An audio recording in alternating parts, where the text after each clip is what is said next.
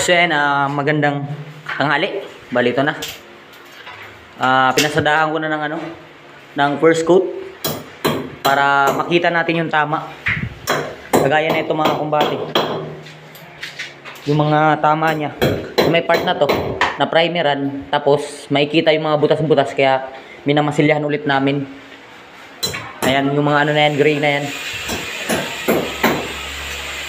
Mga tama ho yan lahat kaya minamasilyahan namin ulit para talagang mapulido or masakto natin na wala talagang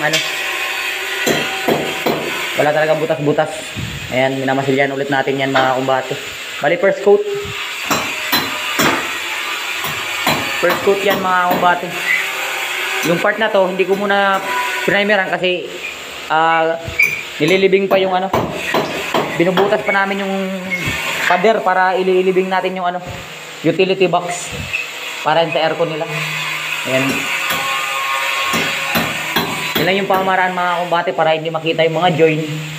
Primeran para makita mo yung tama kung saan. Saka natin mamasilyan ulit. Gaya ng ginawa namin na yan. Yun yung mga tama yan mga kumbate na kailangan nating kailangan nating masilyahan.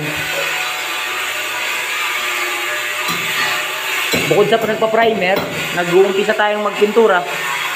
Tinatapos din ng Kilkaren yung ginagawa niyang tiles. Ini-install namin para sabay lang yung pagkatapos.